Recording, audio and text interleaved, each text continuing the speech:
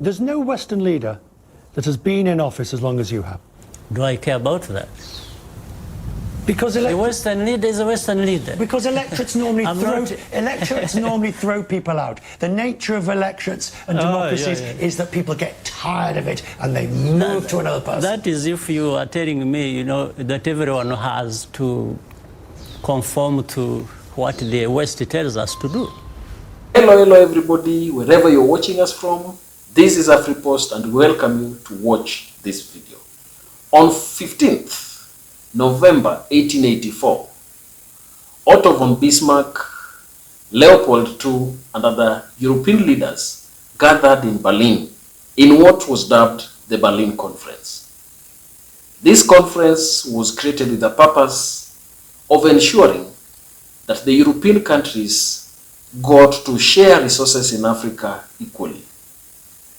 These leaders of the European countries divided Africa into small partitions and colonies that they could manage and have easily.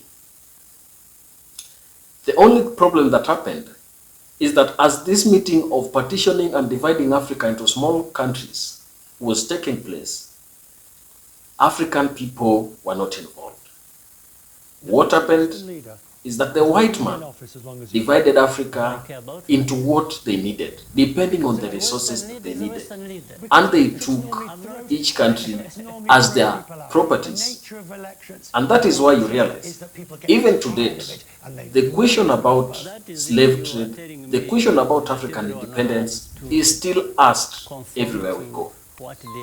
Africa is dominated by Western powers. European countries have taken control of many countries and many activities happening in Africa. But at the end of this, the European countries have always taken resources from Africa. In turn, they give us what they call aid. This aid is specifically made to ensure that Africa continues to have this dependency syndrome, that Africa cannot depend on itself. One thing that happens, in recent years, leaders from the African continent have been pushing for independence of Africa, and that Africa should trade with itself, and Africa should be united and work as one. This explains why different countries formed regional blocs to ensure that they have better trades. We have the ECOWAS, we have the COMESA, we have the IGAD, and many other regional conglomerates that are there. But here is the question. How can Africa develop itself? How can it read and get independent away from these colonial powers? Here is a visionary leader, Paul Kagame, talking about the question of trade between Africa and the West and the aid that Africa gets from the West. Take a listen. Allow me the privilege to be unconventional in this discussion. You started with a very provocative question, which really was, I think, intended to have us thinking beyond what we are used to. And in this case, I think the panelists have gone along the lines of things we are used to.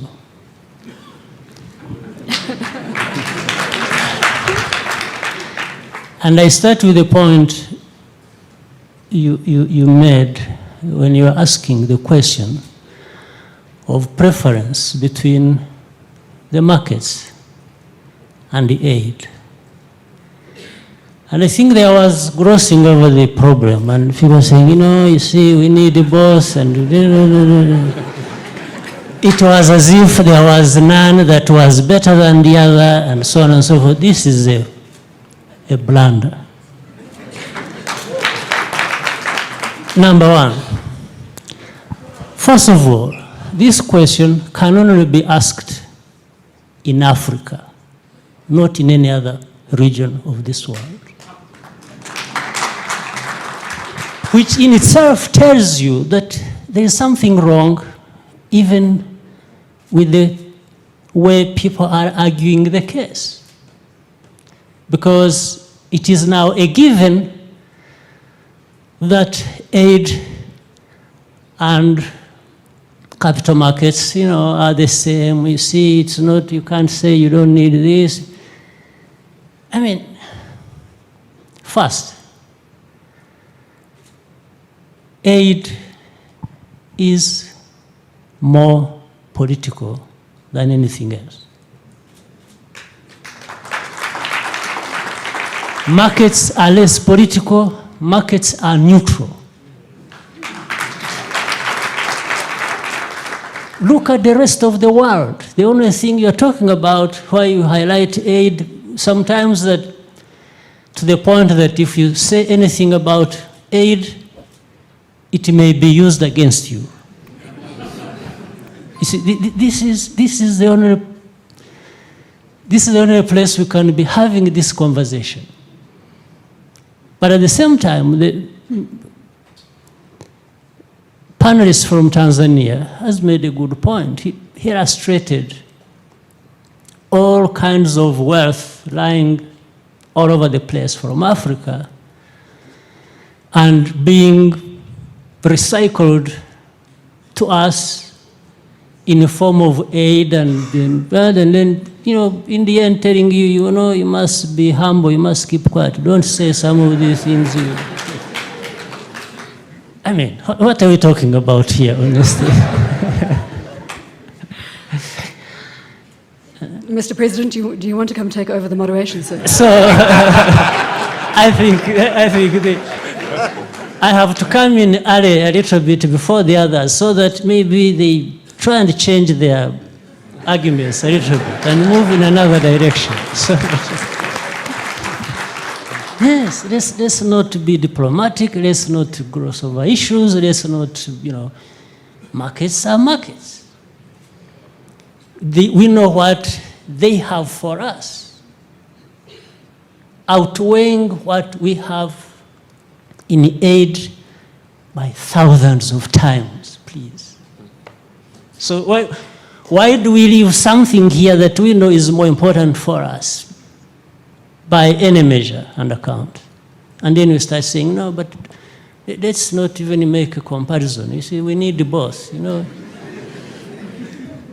Okay, so I rest my case. Now, if you listen keenly, Paul Kagame is discounting the question about championing for aid to the African continent vis-a-vis the equalization of trade within the African continent.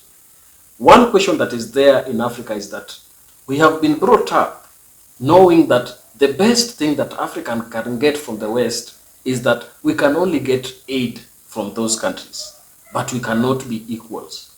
Paul Kagame is saying that we must have a paradigm shift on how we look at Africa and the kind of discussions we have in the African continent. He is calling for Africa to rise up and get to sit at the decision-making table when other countries are sitting to talk about the global issues affecting the world. That's it. Please remember to subscribe to our channel, like this video, and always hit that notification bell so that immediately we produce such kind of a video, you get notified immediately. Thank you, and may God bless you. Goodbye.